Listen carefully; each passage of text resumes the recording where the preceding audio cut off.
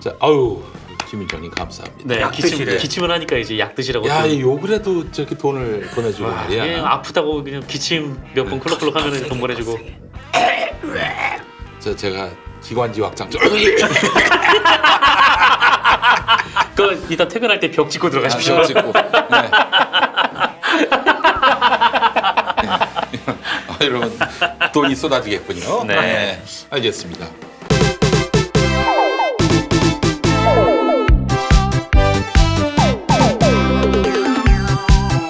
권은 라이트 클럽으로 오신 일 환영합니다. 반갑습니다. 반갑습니다.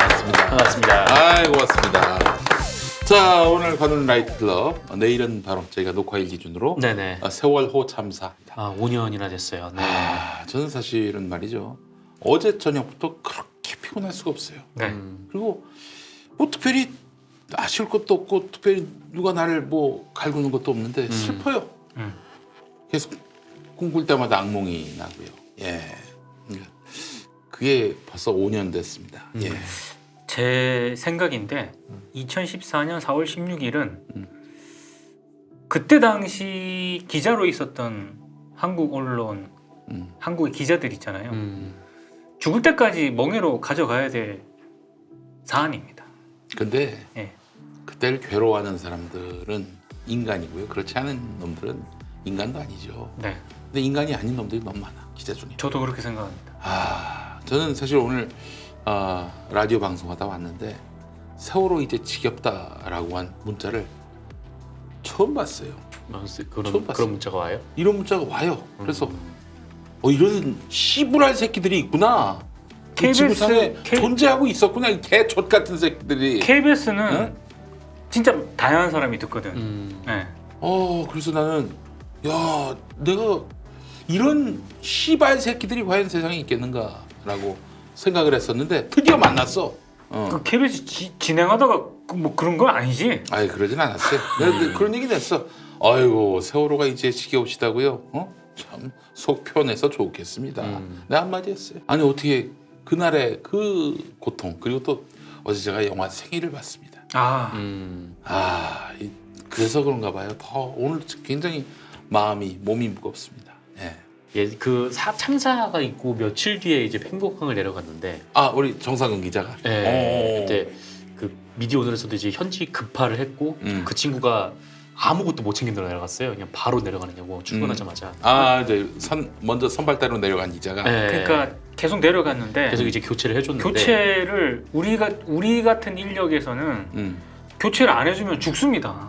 그래서 그래서 내려갔는데 와, 그때처럼 이렇게 뭐랄까요, 하여튼 사람들한테 유족분들한테 말 걸기가 불가능한 취재는 그때가 처음이었던 것 같아요. 그러니까 물론 이제 어느 장소든 이제 유족들한테는 말을 걸기가 상당히 죄스럽고 힘든데 그때는 정말 뭐 아무것도 막 물어보지도 못하고 그냥 뭐 그쪽 공무원들 아니면 뭐 그냥 제가 본 상황은 그냥 그것만 그리고 뭐 그 사상 최대 뭐 구조 뭐 어쩌고저쩌고 하는데 제가 갔던 날만 하더라도 그냥 조명탑만 하나 떠 있었던, 아무것도 안 했어요. 네, 좀 그런 기억이 있고. 네. 멀어서 안 보이는 건가 했더니 뭐 실제로 구조도 이루어지지 않았고. 아니, 저기 우리 유경근 예은 네, 아빠이신 유경근 전 집행위원장께서 그날 이 가족들하고 해서 배 타고 그 침몰 해역으로 이제 갔는데 해경이 그 주변에 못 오게 삥삥 돌면서 방해를 했다는 거예요. 네. 그리고 최근에 CCTV를 먼저 인양한 거를 해서 지들이 갖고 혹시나 나중에 발견돼가지고 불리한 게 공개가 될까봐 그리고 가짜 거를 덮어치기 했던 거 아니에요? 네. 이게 보니까 이 새끼들이 이게 사람 구하는 건 생각도 안 하고 뒷전이었고 어떻게 이 사건에 대해서 진실을 감출 수 있을까 이런 것만 궁리했던 족 같은 새끼들이었어요. 이 새끼들은 진짜. 근데 분명히 그 짚고 넘어가야 될 게 박근혜 씨가 다 김기춘 씨 다 지금 저 감옥에 있잖아요. 세월호 참사와 관련해서 아무런 책임을 진 게 없습니다. 책임진 사람은 공무원 중에 1, 2, 3 그 정장. 1, 2, 3 정장. 그 사람 한 사람밖에 없어요.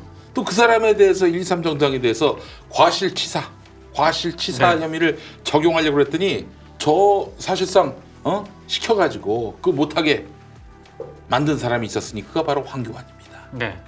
아니 진짜 솔직히 얘기해서 촛불이 세상을 바꿨다면은 다 참수될 새끼들이 말이죠. 설치고 다니고 있어요. 나 잘났다고. 문재인 못한다고 그러고 이 씨발 새끼들이 말이죠. 예? 아 진짜 너무 야마 돌아가지고. 예. 내일 세월호 참사 5주기 때 황교안 대표 어떻게 하나 제가 지금 쭉 지켜보려고요. 네. 이 새끼 나 오지 않겠지. 네. 무슨 봉변 당하려고. 아니 봉변이 아니라 야당의 제1야당의 대표면 진짜 봉변을 당할 각오를 하고 와야지.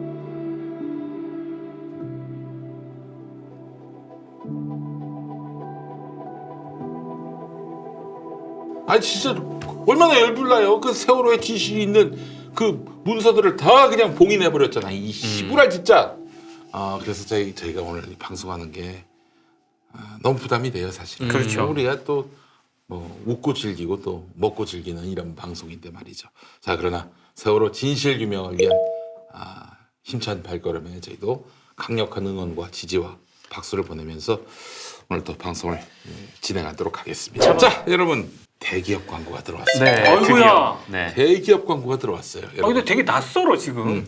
자, SK 포레스트, 포레스트. 네. SK 이업, SK 이업에서 자작나무 수액 오. 화장품이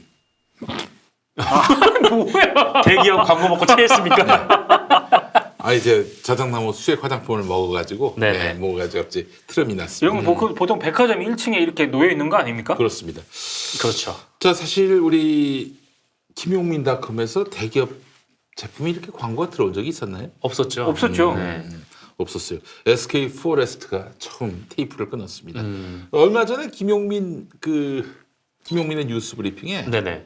KBS 네. 거리의 만찬 거리의 그 만찬. 광고가 들어왔어요. 제가 요새 가장 재밌게 보는 프로그램. 좋은 프로그램이죠. 그게 얼마 전에 윤지호 씨 나온 네네. 네. 좋은 프로그램. 반가. 네. 반가. 센스가 그냥 장난 아닙니다. 그렇습니다. 네. 반가. 근데 그 방송을 보면서 네. 이 박미선이라는 분이 갖고 계신 이 힘이 엄청나다는 걸 느꼈어요. 저는 공감 능력과. 그러니까 저는 네. 저도 그걸 보면서 느꼈는데 한국의 제작진들이 정말 그 여성 그 방송인들 있지 않습니까? 네. 박미선 씨를 포함한 예, 정말로 그 활용할 줄 모르고 그렇습니다. 과소평가를 하고 있구나. 예. 대단하다게 그 생각하고. 박미선 씨가 까칠남녀인가요? 그것도 진행했었잖아요. 맞습니다. 굉장히 민감한 네네. 젠더 프로그램 그것도 진행됐었고요. 네. 근데 이게 되게 민감한 주제를 대중적으로 이렇게 쉽게 풀어내요. 모두가 불편하지 않게 잘 풀어나가는 능력이 있더라고요. 네. 네. 근데 어쨌든 SK. 네. 그렇습니다. 능력이 있는 박미선 씨. 네. 예. 박미선 씨를 광고하면 안 되죠. 박미선 예. 씨가 SK 쓰나요? 박미선 씨가 갑자기 박미선으로 포레스트. 맞죠? 예. 자, 그래서 저희가 제안합니다. 네. 아시아나항공 매각 광고 저희한테 맡겨주시기 바라겠습니다. 확실하게 팔아드리겠습니다. 예, 그래서 가장 높은 가격에 판매할 수 있도록 네네. 저희가 돕겠습니다. 비행기에서 유튜브 중계를. 아니 근데 그 자구책 너무 심하던데? 아니 어떻게 뭐 몇백억 내놓고 5천억을 달라 그래? 네. 그러니까 안 되죠. 박상부 그렇죠. 박상부. 세상이 다 아시아나항공 승무원인 줄 알았지. 그렇습니다. 무슨 장미가 어떻고 뭐 이런 노래 불러줄 때 세상이 다 그런 줄 알았어요. 네. 네. 제게 박상부. 12의 기억 우리 상부 형이 제대로 말아주셨습니다. 그렇습니다. 네. 박상부 형. 자, 아시아나항공 매각 광고 네네. 저희가 시원하게 높은 가격으로 팔아드리겠습니다. 그렇습니다. 퍼는 라이트 클럽으로 광고해 주시기 바라겠습니다. 1544-1871 1544-1871로 김용민닷컴 광고 문의해 주시기 바라겠습니다. 네네. 박상구요. 기다리겠습니다. 예. 산업은행 가 있을 때가 아닙니다 지금. 여기 오셔서 지금 팔아야지. 저희가 확실하게 팔아드리겠습니다. 그렇습니다. 자, SK 임업에서 만든 자작나무 정액 수액 화장품. 진짜 아니 왜 이래? 나 안 해. 자작나무 수액 화장품 네. 나왔습니다. 이게 저 슈페네추라 요게 4종. 요건가요? 그거 피토. 피토. 요렇게 4종인가요? 요게 4종. 아. 주황색 계열로 보이실 텐데 네. SK 임업이 만든 제품인데요. 네네. 여기 또 슈페 5종. 5종. 이렇게까지 해서 5종. 요 녹색이 근데 화장품 모르지 지금. 슈페 피토 5종하고 우리 다 할 수 있어.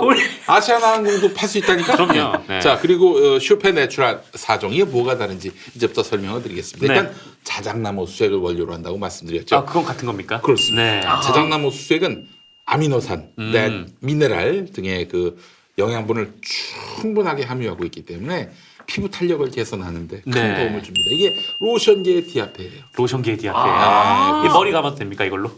그렇죠. 먹어도 됩니다. 이거 먹어도 돼요. 음식에 쳐도 돼요. 네. 한 명씩 들고 오면 시원하게 희식을. 그렇습니다. 자, 2018년에 그 피부 임상 시험센터에서 이 제품의 사용 전과 후, 오. 사용 전과 후, 이 피부 변화를 비교한 자료가 있었는데 오. 이 결론만 말하면 물리적 자극에 의한 피부의 진정 효과, 피부의 열 진정 효과, 피부 pH 개선 효과, 피부결 개선 효과, 블랙헤드 그리고 네. 화이트헤드 개선 효과. 다들 모르시는 블랙헤드가 분인데. 뭐죠? 이게 블랙헤드가? 피부에 나오는 이제 검은 이제 뭐랄까요? 하여튼 좀 이렇게 뭐 이렇게 짜면 이렇게 검은색 이게 탁 튀어나오는 뭐 그런 게 있어요. 그렇지, 네. 그렇지. 그래요? 그 네. 세수 안 해서 그런 건 아니고. 뭐 세수를 안 했다기보다는 이제 온갖 노폐물이 특히나 그렇지. 이제 미세먼지가 많을 때는 그렇지. 이 노폐물들이 피부에 쌓이는 거죠. 그렇지. 모공이 이렇게 그 순조롭지 못하거나. 하여튼 뭐 피부가 좋아진다는 얘기 아닙니까? 쉽게 얘기해서 쉽게 해서 피부가 네. 족 같은 분들이 이걸 사용하시면 되겠습니다. 네. 아. 요거를 처음부터 요거를 많이 나기는데. 슈페 내추럴 4종 세트의 판매 가격이 네. 요렇게죠, 요렇게. 그렇습니다. 요게 148,310원이에요. 오. 비싸죠? 비싸지만 그래도 이거 화장품 사용한 치고는 분들은 네, 4종인데. 비싸더라도 계속 써. 왜냐? 좋으니까. 그렇죠. 비싼지 안 비싼지 모르겠다 솔직히. 그리고 자 비쌉니다. 요즘 아, 그래? 화장품 값이 좀 비싸요. 슈페 네. 내추럴 4종 세트의 판매가는 148,310원, 인터넷 최저가는 11만 400원. 자, 김용민닷컴에서는 얼마에 파는지 아십니까? 한 10만 원? 69,000원. 야 이거 확실히 싸네. 69,000원. 이거 훨씬 싼 줄 알겠다. 그렇습니다. 와, 대기업들 이렇게 단가 부르십니까? 그렇습니다. 김용민닷컴이기 때문에 가능한 네. 거예요. 야. 자, 그리고 바로 이 슈페 피토 이 5종. 5종 세트, 네. 이 녹색. 요거는 167,810원. 네, 그렇습니다. 그리고 인터넷 최저가는 124,000원. 자, 김용민닷컴 판매가는 77,500원. 오. 거의 일단 반값입니다. 거의 무조건 반값. 반으로 그냥 인터넷 치는구만. 최저가의 거의 그 판매가의 거의 네. 절반. 판매가의 절반. 김윤민닷컴은 대기업도 단가를 후려칩니다. 그렇습니다. 잔혹하기 짝이 없어요. 네, 네. 그렇습니다. 아니 근데 진짜 궁금한데 이거를 한 번에 할 때 다 바르는 거예요? 순서대로? 그렇죠. 이게 이 4종 세트가 뭐냐면 음. 첫 번째가 토너, 스킨이에요, 스킨. 어. 두 번째가 이제 로션. 여기까지는 남자분이 이거 그냥 알지. 그렇지. 예. 응. 이건 뭐야 이거? 요거 이제 에센스. 에센스가 뭐지? 어쨌든 뭐 전에 바르나 후에 바르나 하여튼 바르는 거예요. 하여튼 네. 한 번에 동시에. 이거 구리무. 동동구리모. 구리무. 네. 구리무 맞죠? 네, 구리무예요. 구리무. 이거 그냥 그 수분 크림입니다. 이거는. 예, 그렇습니다. 이렇게 4종 세트가 예, 들어가고. 아 이거 하나는 뭘까? 이거 뭐가 이거 하나 클렌저. 클렌저. 예, 이거 클렌저. 클렌저 한번 해줘야지. 그렇죠. 왜냐면 이걸로 세수를 하고. 이게 피부가 정말 족 같을 경우에는 이걸 써주면 됩니다. 기억은 많이 나와. 슈페피토. 예. 이렇게까지 해서 여러분들께 네. 5월 가정의 달을 앞두고 남녀노소 모두에게 최고의 선물이 될 거라고 자신합니다. 야, 정말 네, 그래서 화장의 길은 복잡하구나. 그렇습니다. 그러니까 여성분들이 늦게 나오는 이유가 있어요. 그러니까. 자, 그러나 화장할 때마다 이 보람, 기쁨이 네. 넘칠 수 있는 거. 피부가 개선이 된다면 네. 뭐라도 하지 않겠습니까? 그렇습니다. 그래서 그 김용민닷컴 5월 가정의 달 이벤트 홍보대사를 또 저희가 임명했어요.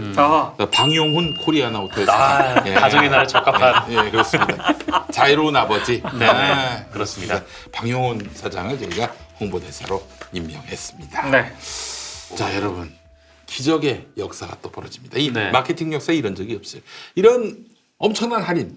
이거 세트로 사야 엄청난 할인 아닙니까? 그렇죠. 낱개로 사도 여러분들께 폭발적인 저렴한 가격에 여러분들께 봉사를 합니다. 토너만 필요하다 하면은 그냥 토너만 살 수 있는. 그렇습니다. 네. 예. 김윤민닷컴은 정말 이 대기업의 자비가 없군요. 자, 그렇습니다. 여러분 SK 포레스트가 만든 자작나무 수액 상품. 이게 그다음 냄새 한번 맡아보죠. 자작나무 향이 네. 엄청 좋아요. 이거 어디에 바르는 거야 이거? 이거 오, 야, 이거 토너, 스킨. 너무 너무 향이 너무 맛있다. 좋아요. 네. 맛있어. 오, 오. 자작나무 숲에 온 것 같은 기분입니다. 예, 그렇죠. 네. 이게 이게 그 냄새 같다. 어디 그 발리나 네. 거기 가면 왜 이런 냄새 나는 데 있잖아. 왜? 발리를 안 가봐서. 아니 그 왜 그 뭐 고급 빌라 그 입구 같은 데 가면 항상 이런 이렇게 나무 많은 그러니까 곳. 그러니까 거의 그 냄새인데? 이 화장품 냄새 그 인공적인 이런 향취 이런 게 없어요. 그냥 뭐 너무 자연스럽습니다. 네. 이게 말이죠, 여러분들. 이걸 알고 있었던 것처럼. 이게 물을 사용한 게 아니에요. 네. 수액 그대로 쓰는 거예요. 수액. 아, 자작나무 수액을. 그럼 수액을 뽑아다가 물 섞을 줄 알았지? 아니야. 수액 그대로야. 아, 그렇군요. 네. 근데 이게 진짜 피부에 완전 흡수되네요. 지금 이게 없어졌어. 네. 약간 그 사우나 향 같기도 하고. 응. 네. 아, 향이 진짜 좋습니다. 좋네요. 자, SK 포레스트, SK 이머비 만든 자작나무 수액 화장품 김용민닷컴에서 폭발적인 최저가로 여러분들을 모시고 있습니다. 네네. 자, 판매가의 거의 절반 가격으로 모시고 있어요. SK 이머에서 만든 자작나무 수액 화장품 많은 사랑 바랍니다. 자, 그럼 바로 오늘 또 들어가도록 하겠습니다. 네. 자, 여러분 4월 19일까지 청취율 조사 기간. 바로 들어간다며. 네, 들어갔어요 지금. 네. 들어간 겁니까? 네. 예, 저는 이렇게 봅니다. 연 4회 청취율 조사를 해요. 네. 보면은 1월, 4월, 그리고 7월, 그리고 10월 이렇게 돼 있어요. 저는 이거를 중간고사, 기말고사라고 네. 표현을 합니다. 예. 청취율 조사는 한국리서치가 조사를 하고 도대체 누구한테 전화를 하느냐? 그냥 없어요. 네. 랜덤입니다, 랜덤. 이미 그 조사가 어느 대상이 특정이 되는 순간 그건 더 이상 조사가 아니에요. 그렇죠. 그렇잖아요. 그렇기 때문에 5,000명 대상으로 조사하거든요. 10,000분의 1이 조사 대상이 되는 겁니다. 네, 네. 그 10,000분의 1에 꼽힌 거예요. 전화를 받았다면. 거기서 예를 들어서 그 한 500명이나 그 방송 들었다 그러면 네. 청취율 10%가 나오는 겁니다. 그렇죠. 김어준이 한 10% 나오거든. 그렇죠. 그러니까 한 500명 이상이 김어준을 듣는다. 이렇게 얘기하는 것이고 청취율이 1%다 그러면 어떻게 돼요? 50명. 50명. 네. 50명씩이나 그렇게 얘기를 했다는 거는 무시할 수가 없는 거예요. 청취율 1%를 족같이 보는 사람들이 있는데 라디오 괜찮습니다. 청취율 1%는 엄청난 거예요. 엄청난 거예요. 높죠. 1%. 상당수 프로그램이 0점대입니다. 그렇지. 네. 지난번에 이제 김용민 라이브, KBS 1라디오 김용민 라이브가 12월 초에 오후 5시로 와가지고 네네. 그렇게 해서 1월에 했는데 조사를 했더니 1.5%가 나왔어요. 그럼 엄청난 몇 거죠. 명이 전화를 한 거예요? 몇 명이 나 그 방송 들었다고 얘기하는 거예요? 한 75명? 75명 정도가 정도 되는 들은 거죠. 거죠. 예, 죽지 않은 겁니다. 엄청난 거죠. 네, 그 SBS 정치쇼는 0.6% 나왔죠. 저는 모릅니다. 0.6%. 알려주지 않아요, 저한테. 몇 명이지? 0.6%면 50, 한 30명? 30명 정도. 예. 30명 조금 안 되겠네. 네, 네. 뭐 그렇게 됐습니다. 예. 뭐 그런 거예요. 예. 예전에 2점 몇? 2.6까지 갔지. 2.6 예. 거의 3%까지 딴지냉자가 했을 때, 예. 딴지냉자가 있어. 2.6%면 몇 명이 들었다고 얘기한 거지? 2.6%면 100명이 넘었네. 뭐 저는 뭐 누구라고 얘기 안 하겠습니다. 자, 그렇습니다. 자부심이 느껴지는데. 자, 여러분 4월 19일까지 이번에 한번 이번에 한번 500명 찍어봅시다. 내가 다 듣고 있는 거 알고 있어요. 다 듣고 있는 거 알고 있어. 자, 여러분 많이 좀 도와주시고요. 자, 3가지 묻습니다. 먼저 첫 번째 그 시간 네. 오후 5시 5분. 평일 5시 5분이고 토요일은 밤 10시 5분이에요. 자, 그리고 프로그램 이름 김용민 라이브. 그리고 방송하는 주파수는 KBS 1라디오. 네. 3가지. 네. 3가지 정도 기억해 주시고 만약에 김어준 라이브 이렇게 하면 어떻게 합니까? 나한테 맞지? 찾아가서. 예, 알겠습니다. 자, 우리 민동기 국장님 어떤 얘기 오늘 준비하셨어요? 그 얘기를 좀 해야 될 것 같습니다. 특히 또 오늘 그 연합뉴스 그 정부 재정 지원금 지원금 한 330억 넘죠. 네. 예. 20만이 넘었습니다. 네. 청와대 청원이 20만을 오늘 돌파를 했습니다. 그래서 북한 인공지 사건하고 연합뉴스의 뭐 각종 사건 사고 예. 많지 않았습니까? 더더군다나 뭐 보도본부장 직위 해제되고 인사 조치까지 있었습니다. 네. 저는 당연히 그건 가야 하는 그런 조치라고 생각을 합니다. 그 특히 그 인공지를 문재인 대통령 하단에 배치를 할 때 네. 실수가 아니라 해명이 좀 더 이해가 안 가지 않습니까? 예, 북미 정상회담을 개최하는 염원을 뭐 담아서 어쩌고 저쩌고 했는데 도대체 이게 무슨 말인가 나는 해명이 더 이해가 안 가가지고 아니, 뭔가 좀 이상하다. 상식적으로 이해가 안 되는 사고가 발생을 한 것 같다. 의도성까지는 의심을 하지 않지만은 단순 실수는 아닌 것 같다. 그 뭔가 지금 연합뉴스 TV에 문제가 있다는 겁니다 지금. 그래서 전 당연히 인사 조치를 해야 된다라고 보는데 이 타임에서 지금 그 연합뉴스 TV 사태를 본 많은 시청자분들이 분노해가지고 재정지원금 끊어라. 네. 300억이 넘는 이걸 끊어라라고 했는데 드디어 이제 저는 이 판단을 해야 될 때가 왔다고 봅니다. 그러니까 문재인 정부 입장에서는 쉽지 않겠죠. 사실 국가기관통신사로 지정을 할 때 제가 그때 미디어오늘 기자로 있었는데 제 개인적으로는 반대했거든요. 논란이 많았죠. 논란이 많았습니다. 참여정부 때 한 거거든요. 여러 가지 뭐 취지는 이해는 합니다만 저는 그 통신사가 세계 유수의 통신사 가운데 정부가 재정 지원을 300억씩 하는 데는 없습니다. 교토통신이 아마 좀 받을 거예요. 그러니까 네, 일본에서. 그 제가 봤을 때 교토통신이나 네. 그 중국의 그 이런 신화통신. 그 신화통신이나 이런 거는 흔히 말하는 관영통신이라고 저는 규정을 하고 있거든요. 네. 그 언론사들이 뭐 출자금을 낸다거나 회비를 낸다거나 가입비를 낸다거나 이런 방식으로 하는 AP라든가 AFP라든가 이런 어떤 그 통신사와는 좀 다르다고 봐야 되거든요. 그렇죠. 예. 근데 연합뉴스는 그거와도 또 달라요. 그 이 300억씩 막 이렇게 때려붓는 통신사는 제가 알기로는 없거든요. 굉장히 특수한 지위를 가지고 있기 때문에 그러면 정부 돈이 그만큼 들어가기 때문에 저는 일종의 정부가 그렇게 돈을 지원하기 때문에 정부 입김에 따라서 뭐 영향을 받는 언론사 이게 아니고요. 일종의 준수신료라고 저는 생각을 했거든요. KBS처럼 국민의 세금이 들어가기 때문에 공영적인 성격으로 더 우리가 KBS를 규정을 하지 않습니까? 마찬가지로 연합뉴스도 정부 지원금이 300 몇 억씩 들어가기 때문에 정부 영향력 아래 놓이라는 게 아니라 그 따지고 보면 국민 세금이잖아요. 그럼 공영적인 통신사로서의 기능을 해야 되는데 과연 그렇느냐 지금까지 냉정하게 평가를 해보자는 거죠. 국가기관 통신사로 지정되고 난 이후에 연합뉴스가 국가기관 통신사로서 기능을 제대로 했으며 공영적인 언론으로서 기능을 했는가? 제가 봤을 때 아닌 것 같아요. 그러니까 이 실수가 문제가 아니라 정말 냉정하게 봐야 돼. 박근혜 정권 때 연합뉴스가 어떤 보도를 했냐고요. 이명박 정권 때 어떤 보도를 했냐고. 4대강, 천안함 앞장섰어요. 이것만 보더라도 그렇죠. 연합뉴스는 그래서 저는 그때 그런 생각도 했었어요. 아이고 또 정권이 바뀌면 또 다른 보도를 하겠지. 그렇죠. 정권이 바뀌었더니 그냥 그대로 보도를 해. 예. 예전에 그 박근혜가 대통령으로 당선됐을 때, 그러니까 2012년에 문재인 후보하고 박근혜 후보 당시 후보가 딱 이제 나왔어요. 그래서 경선에서 통과를 해가지고 이 경선에서 통과할 때마다 언론사들은 보통 이제 양력 같은 기사를 쓰잖아요. 이렇게 네. 길지 않은 기사인데 연합뉴스가 그걸 쓰더라고요. 근데 문재인 당시 후보는 요만한데 이만한 거예요. 네.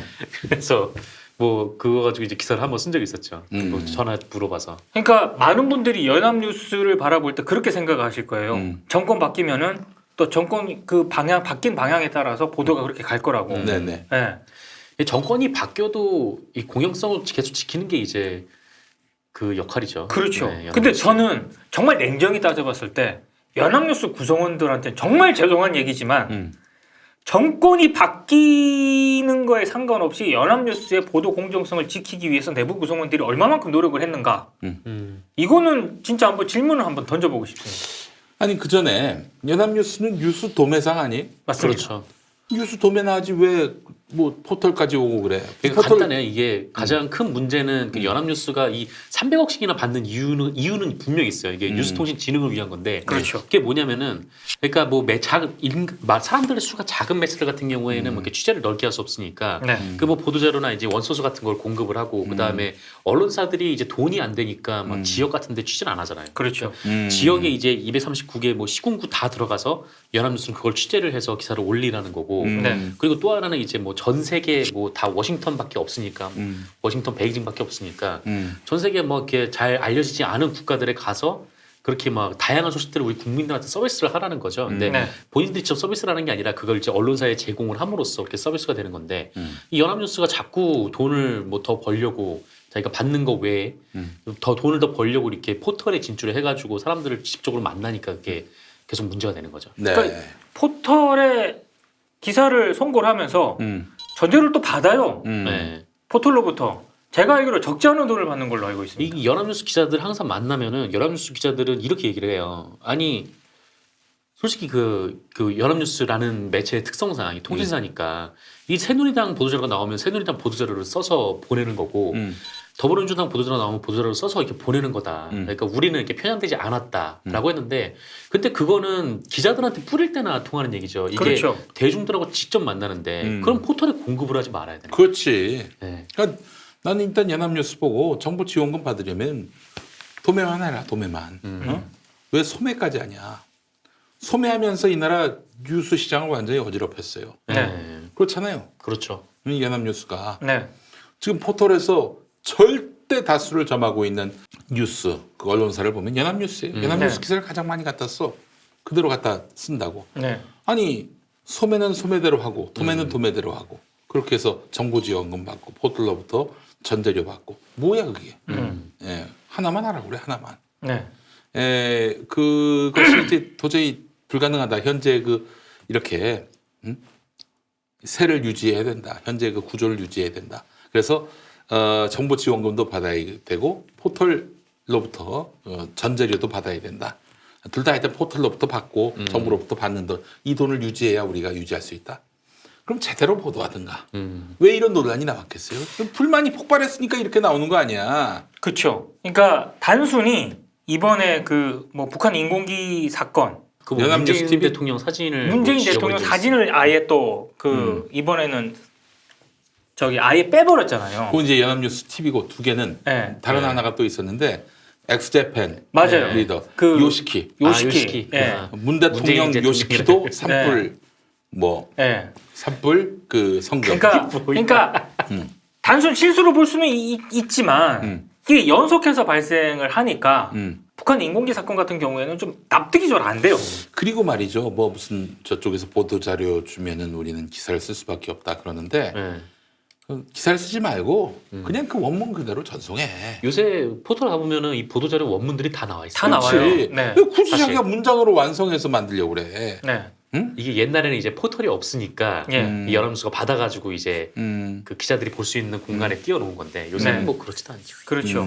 홈페이지 가면 다 있는데요. 뭐. 그리고 저는 이제는 이런 논란도 거쳤고 국민들이 시민들이 시청자들이 독자들이 그 정부 지원금 없애라고 청원까지 들어가는 상황 아닙니까? 그럼 이 타임에서 정말 심각하게 연합뉴스 구성원들한테 스스로 아마 저 존재 이유를 좀 저 국민들한테 증명을 해보여야 될 때라고 생각을 해요. 300억이 넘는 이런 정부 세금이 들어가는데 지원금이 들어가고 국민 세금이 들어가는데 우리가 외신을 접할 때 연합뉴스가 보도한 외신을 보고 저기 많이 우리가 세계 뉴스를 압니까?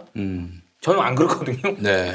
그러면 지역 뉴스를 알 때 연합뉴스 그걸 보고 많이 아나요? 그러니까 연합뉴스가 왜 존재를 해야 되는 이유를 잘 모르겠다니까. 포털로 다른 언론사들을 해가지고 경쟁하잖아 지금. 왜 우리가 연합뉴스가 왜 그래야 되는 거죠? 정부 지원금까지 받으면서 네. 존재 이유를 증명을 해야 돼요 지금. 공영 언론사로서 공영 통신사로서의 어떤 그런 역할을도 제대로 안 하고 있는 것 같고 정권 바뀐 거에 따라서 보도 계속 바뀌고 이제는 문재인 정부 청와대가 대답을 하기 전에 저는 연합뉴스 구성원들이 그 이유를 좀 독자들한테 설명을 해야 될 때라고 생각을 하고 뉴스통신진흥회에서 이 문제 정말 심각하게 생각을 해야 됩니다. 이제는 답을 해야 될 때라고 봅니다. 청와대가 아니라 연합뉴스가 이제 선택을 해야 될 때라고 보고요. 제 개인 사견을 말씀을 드린다면 끊어야 된다고 봐요. 이제 네, 정보지원금 끊어야 됩니다. 그래서 만약에 그 경쟁력이 없고 연합뉴스가 뭐 도태가 된다. 그럼 도태돼야 된다고 봐요. 정보지원금 없이 생존할 수 없는 언론사라면 도태돼야죠. 뭐. 저는 그래서 이 연합뉴스 바로 세우기를 위해서는 무엇보다도 연합의 그 어떤 정체성을 바로 찾아야 된다. 네. 이런 말을 드리고 싶고 그러기 위해서는 연합뉴스가 뉴스 도매만 하면 되는데 왜 또 뉴스 케이블 TV를 합니까? 그리고 저기 YTN을 하다가 연합뉴스가 사실은 YTN의 그 지배주주였어요 처음에. 그러다가 경영이 어려워지니까 외환위기인가요? 그때 팔았어. 네. YTN이 따로 나온 건데 YTN의 Y가 연합뉴스 할 때 네. Y였어요. 네. 그래놓고는 이명박 정권 들어서 다시 뉴스 채널을 얻습니다. 보도 PP 채널을 그냥 또 그렇게 한 거 아닙니까? 그렇죠. 예. 물론 정부지원금은 그 연합뉴스에게만 가죠. 통상적으로 보도 PP 채널은 또 다른 거니까. 네. 하지만 여전히 연합뉴스가 연합뉴스 TV의 인사권이라든가 여러 가지를 지금 다 가지고 있기 때문에 또 완전히 분리됐다라고 볼 수가 없어요. 굳이 연합뉴스 TV를 저도 솔직히 말씀을 드리면은 저 가져가야 되는 건지도 잘 모르겠고 정부 지원금을 계속 받겠다 싶으면은 저기 포털이라든가 이런 거 안 해야죠 연합뉴스가. 그러니까 분명하게 자기 매체에 대한 규정을 스스로 딱 규정을 하고 갔으면 좋겠어요. 네. 그 선택의 기로가 이제 왔다고 봐요 저는. 네. 알겠습니다. 이 연합뉴스에 대해서 20만이 지금 정부지원금 끊어라 이렇게 나올 정도면은 이게 국민들의 분노가 하늘을 찔렀다라는 것이고 이렇게 되면은 뭐 그렇다고 청와대가 지원금을 끊어라 이럴 수는 또 없는 거예요. 아니 못하죠. 부담이 커서. 끊어봐. 그러면은 이건 또 이제 또 다른 어떤 정쟁의 빌미가 되는 건데 그렇기 때문에 설마 그렇게 하랴라고 해서 대충 연합뉴스가 이 국면을 넘어가려 한다면은 큰 오산이다. 예. 저는 연합뉴스가 굉장히 빠르게 인사 조치를 하고 막 후속 조치를 단행을 했잖아요. 그래도 이번에 사장 바뀌고 나서 그렇게 사장 바뀌고 나서 이렇게 한 거거든요. 저는 이 심상치 않은 기류를 연합뉴스 경영진이 읽었다고 봐요. 네. 그래서 이렇게 빠른 조처를 한 겁니다. 그나마 그 전 같았으면 안 그랬을 것 같아요. 네. 네. 자, 그 다음 소식은 또 하나 간단하게 제가 얘기를 할 건데 중앙일보가 그 지난 12일자에 많은 분들이 아실 거예요. 심재우 뉴욕 특파원이 칼럼을 썼거든요. 네. 제목이 뉴욕의 최저임금 인상 그 후입니다. 근데 지난 7일자 월스트리트 저널 사설을 그냥 베껴 썼다고 보시면 됩니다. 통계, 구조, 배치 그냥 갖다 썼어요. 이게 이제 그 페이스북이라든가 이런 데서 문제 제기가 있으면서 이게 알려지기 시작했고 미디어스 등이 이제 또 보도를 하면서 중앙일보가 그 특파원의 칼럼을 삭제를 합니다. 중요한 건 이게 그 2019년 4월 12일자 29면에 지면으로도 실린 거거든요.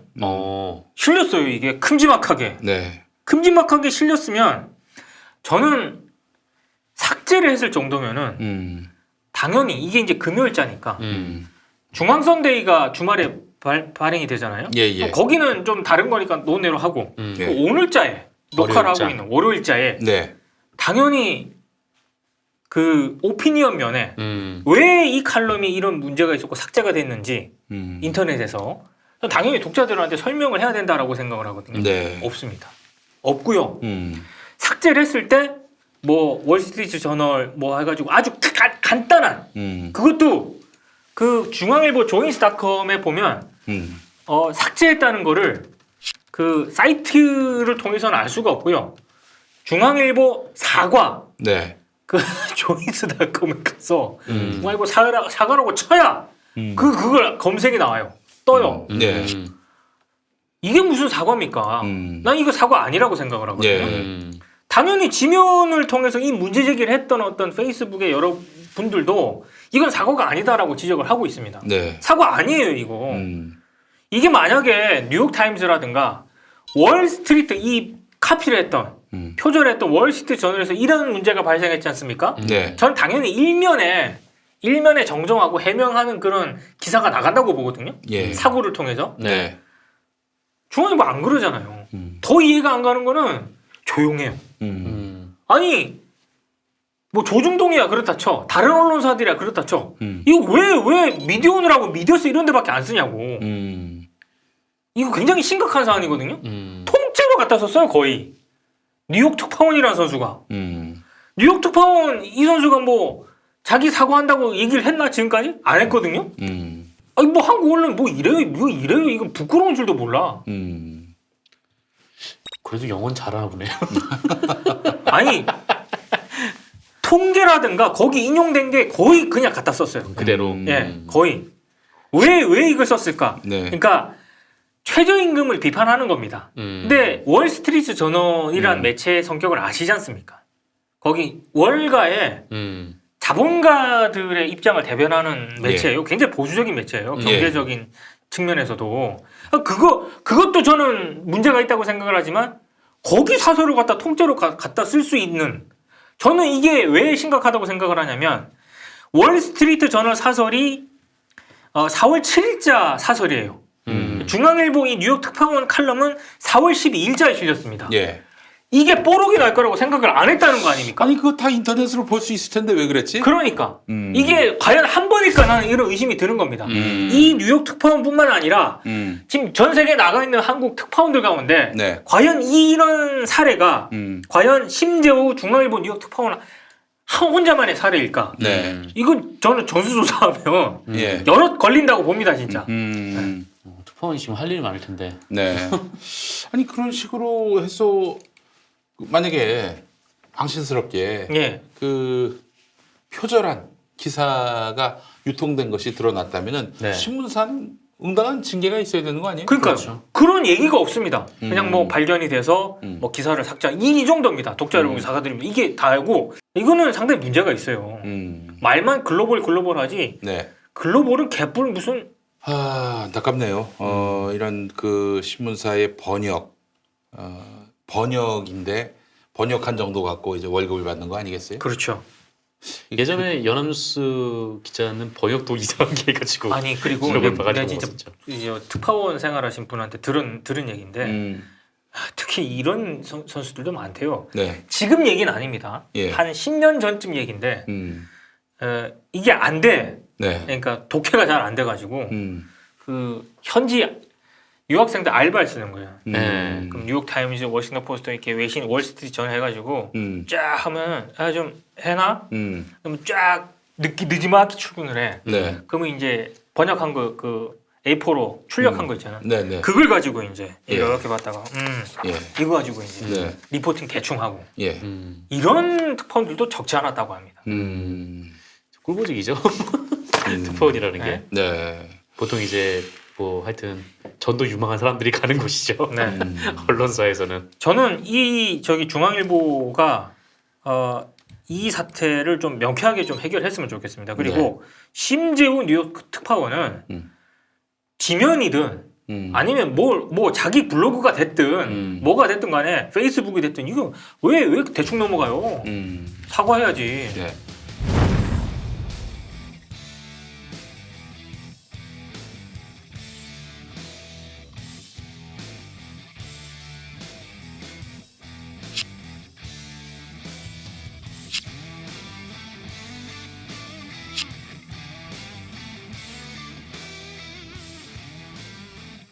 자, 그래요. 하여간 이런 중앙일보 보도를 보면서 이게 내부적으로 징계가 됐는지. 네. 이거 징계 좀 세게 때려야 된다고 보거든요. 이게 이미지에 먹칠을 한 거 아닙니까? 중앙일보라는 매체 저는 이완배 이미지에. 기자가 그런 말을 했어요. 그 신문사에서 특파원이 된다. 그러면 그 신문사에서 외국에 네. 기자를 보내서 체제비를 다 대주는 거 아닙니까? 그렇죠. 모든 생활비를 다 대주는 거예요. 네. 대표 선수로 가 있는 거예요. 그렇기 때문에 사주의 그 지지와 내 사람이라는 그런 인식을 받지 않고서는 네. 갈 수가 없다고 하더라고요. 그렇죠. 지금 신문들 중에 조중동을 비롯한 이런 수고, 족벌 언론 같은 경우에는 네. 적어도 이제 특파원으로 나간 정도다. 그리고 뭐 부장은 모르겠지만은 국장급이다. 그러면 내 사람 아니면 안 쓴다는 거예요. 그러니까 적어도 그 뭐 신문사에서 국장 그리고 뭐 특파원 이쯤 되면은 아 이건 사주 사람이구나라고 생각해도 전혀 무리는 아니라는 거죠. 사주 사람이라고 해서 나갔더니 저렇게 뻘짓을 했단 말이죠. 아마 징계가 아마 안 될 수도 있겠다는 생각이 들어요. 아니 저는 이거는 언론계에서 이거 중앙일보 노조나 이런 데서 저는 징계 요구해야 된다라고 그 봐요. 사주의 사람이라고 인식되는 순간에는 징계하기 쉽지 않아요.